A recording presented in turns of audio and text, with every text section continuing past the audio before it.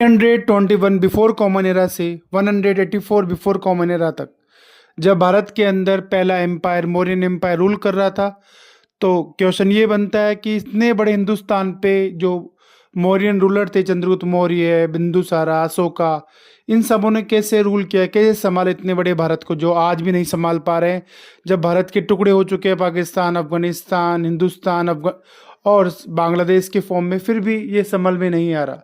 तो एक तो उस समय पॉपुलेशन तो कम थी, पर एरिया तो उतना ही था, और साथ ही में यहाँ पे डाइवर्सिटी थी, जियोग्राफिकल डाइवर्सिटी की। हम लोग अफगानिस्तान में देखें तो अफगानिस्तान के अंदर माउंटेन थे, तो कोस्टल रीजन, उड़ीसा के अंदर कोस्टल रीजन था, बीच में नॉर्दर्न प्लेन था, ठीक है, जिसको दोआब कहते थे, जो सतलुज और गंगा रिवर के मध्य का पार्ट था, जिसको आज भी भारत और पाकिस्तान में पढ़ाया जाता है सिलेबस के अंदर। तो देखते हैं कि कैसे पूरे भारत को संभाला जाता था, कैसे एडमिनिस्ट्रेटिंग की जा रही थी मौर्यन एम्पायर के अंदर, कैसे मैनेज किया जा रहा था पूरे हिंदुस्तान को। देखो, हिंदुस्तान का मेन सेंटर था मगधा। मगधा स्टेट था, 16 महाजनपद, मैंने पहले ही बताया। Hindustan was divided into the 16 महाजनपद आज, और 16 महाजनपदा के अंदर जो इसकी कैपिटल थी उसका नाम था राजगिरी और ग्रीव्रत, जो बाद में 400 कॉमन एरा के अंदर पाटलिपुत्र बनती है, ठीक है। तो सेंटर था मगधा। मगधा के अंदर सारे मौर्यन राजा बैठते थे, वहीं से वो संभालते थे पूरे हिंदुस्तान को। तो हिंदुस्तान को उन लोगों ने 4 डायरेक्शन के अकॉर्डिंग डिवाइड कर दिया था सेंटर्स। जैसे हम बात करें नॉर्थ के अंदर, तो नॉर्थ में अफगानिस्तान था मगधा के, और अफगानिस्तान के अंदर गांधार जो स्टेट था उसकी कैपिटल थी तक्षशिला। तक्षशिला, जी हाँ, यूनिवर्सिटी भी थी, जो एंशियंट यूनिवर्सिटी थी उस समय की। जब मौर्यन डायनेस्टी था उस समय ये तक्षशिला यूनिवर्सिटी मौजूद थी, तो उसकी कैपिटल थी तक्षशिला, और तक्षशिला से पूरा एडमिनिस्ट्रेशन संभाला जाता था नॉर्दर्न वेस्टर्न पार्ट का भारत का, जो अफगानिस्तान में है।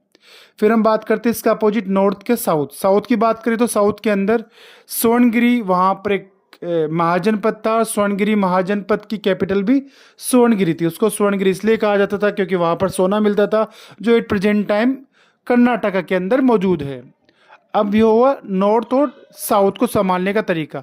अब हम बात करते हैं ईस्ट और वेस्ट को कैसे संभालते थे मगधा के राजा।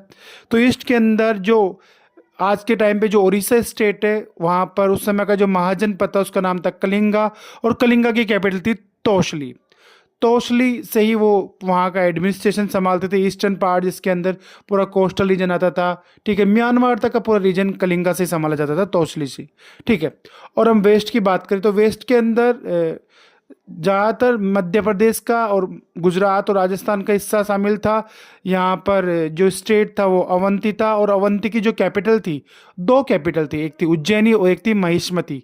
उज्जैनी जो आज भी उज्जैन है, उज्जैन एमपी के अंदर है, महाकालेश्वर के नाम से फेमस है, वहाँ पर वो नगरी है।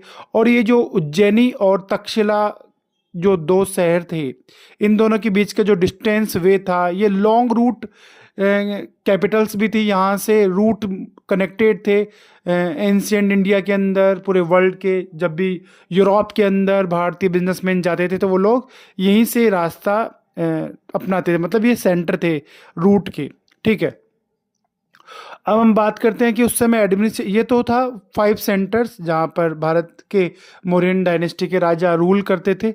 और उस समय के जो राइटर थे चंद्रगुप्त मौर्य के दरबार के अंदर, मेगास्थनीज जो ग्रीक से आए थे, मेगास्थनीज ने अपनी बुक इंडिका के अंदर, भारत के अंदर, कहा कि जितने भी एक 5 कैपिटल थी, जितने भी स्टेट थे, इन सबको संभालने के लिए वहाँ पे ईच स्टेट के अंदर 6 कमिटीज़ थी, और उनके सब कमिटीज़ भी थी। देखो 6 कमिटीज़ क्या, उन सबके अपने अपने रोल थे। कमेटी नंबर 1, कमेटी फर्स्ट का रोल था कि वो नेवी आर्मी को संभालती थी। कमेटी सेकंड जो होती थी उसको काम था मैनेजिंग द ट्रांसपोर्टेशन और स्टेट्स को मैनेज करना, और साथ में कमेटी सेकंड का काम था रिक्रूटमेंट ऑफ द सोल्जर्स, खाने की व्यवस्था करना सोल्जर्स के लिए, कहाँ वो रुकेंगे जब वो किसी कैंपेनिंग पे जाएंगे, ये सब कमेटी सेकंड का काम था। कमेटी नंबर 3, इसका काम था फुट सोल्जर्स की व्यवस्था करना, उनकी कितनी चाल होगी, वो कहाँ पे खड़े होंगे वॉर के टाइम पे, उन सबको साल भर मैनेज करना, ये मौर्यन डायनेस्टी के अंदर कमेटी नंबर 3 का काम था। कमेटी नंबर 4 का काम था कैवलरी आर्मी को मेंटेन करना, कि कैसे हॉर्स सोल्जर्स रहेंगे उस समय, और हॉर्स सोल्जर्स को कैसे मैनेज किया जाएगा, ये सब कुछ कमेटी नंबर 4 का काम था। कमेटी नंबर 5 की बात करें तो वहाँ पर चेरोट थे, रथ सोल्जर्स थे, और रथों से भी युद्ध किए जाते थे उस समय के।